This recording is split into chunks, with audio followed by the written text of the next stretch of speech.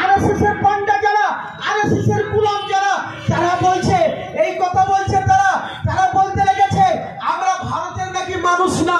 আমরা কোথা থেকে এসেছি? আমরা ভারতবর্ষে আমাদের জন্ম, ভারতেরই মানুষ। তারা যদি বলে আমরা ভারতের মানুষ না, ভারতবর্ষে আমাদের কোনো ভূমিকা নেই। চলে যান 1947 সালের দিকে, যেখানে 93,000 মানুষ স্বাধীনতায় সংগ্রামে তারা যোগদান করে 63,000-এর মতো মানুষ তারা শহীদ হয়েছে। আজকের পৃথিবীর ইতিহাসের দিকে সেই মুসলিমদের স্বাধীনতা দিবসের ভূমিকা চেপে রেখেছে। তারা আজকে বলছে তোমরা ভারতের মানুষ নও। আরো চলুন, আরো কথা মিডিয়ার মধ্যে জানতে পারি। হিন্দুদেরকে, আমার এখানে হিন্দু মুসলিম আমরা মিলেমিশে বসবাস করি। আমার হিন্দু ভাই যারা, তাদের জেনে রাখা উচিত আরএসএস এর পান্ডারা উস্কানি দিচ্ছে মিডিয়ার মধ্য দিয়ে। কি উস্কানি দিচ্ছে? উস্কানিটা এইরকম, এরা এমনি করে মুসলমানদেরকে এখান থেকে তাড়িয়ে দিতে হবে।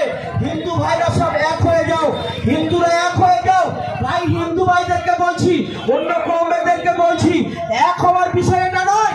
আগে বুঝুন, সংসদে যত দামি দামি বক্তব্য রেখেছে, একটা বক্তব্য না মেনে একেবারে বাতিলটাকে মেনে নিয়ে এই অন্যায় ভাবে আজকের ওয়াকফ বিলটাকে পাস করেছে। এটা কি মেনে নেওয়া যাবে? এই পানিটা রাখো। ওয়াকফ আইন মানছি না, মানবো না। ওয়াকফ কানুন আইন মানছি না, মানবো না।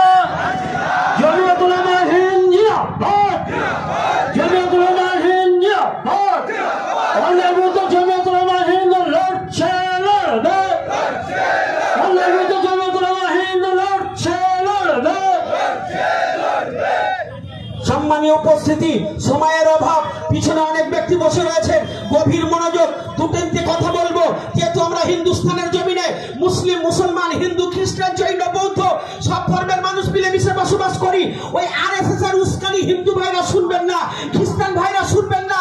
ওরা উস্কানি দিচ্ছে, এক হও। এটা মনে রাখবেন, হিন্দু মুসলিমের লড়াই নয়, এটা হিন্দু খ্রিস্টানের লড়াই নয়, এটা ধর্মের লড়াই। যদি কোনো ধর্মে কেউ আঘাত করে, চাই যদি রুস্তম আলী হয় তার বিরুদ্ধে প্রতিবাদ, আমার বাবা হলে তার বিরুদ্ধে প্রতিবাদ, হরিপদ হলে হরিপদের বিরুদ্ধে, কালীপদ হলে কালীপদের বিরুদ্ধে, আব্দুর রহমানের বিরুদ্ধে, মসজিদের ইমাম হলে মসজিদের বিরুদ্ধে।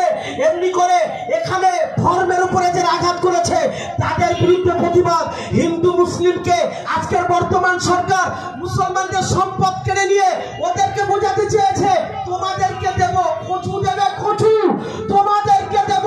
হিন্দু ভাইরা সুদ তুলেছে, তাই তো আমাদের হক আছে। এরা দীর্ঘ বছর ধরে ভোগ করছে, আমরা ভোগ করবো, কিন্তু না, এটা সরকারের একটা উস্কানি, চুলকানি, এটা সরকারের চিন্তা চেতনা।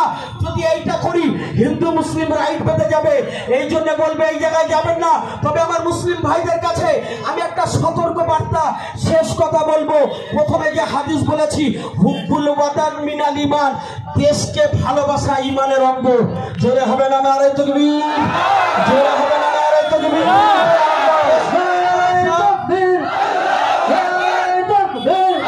ইসলামের শত্রুরা সাবধান হুঁশিয়ার, ইসলামের শত্রুরা সাবধান হুঁশিয়ার। ওয়াকফ কানুন আইন মানছি না, মানবো না। ওয়াকফ কানুন আইন মানছি না।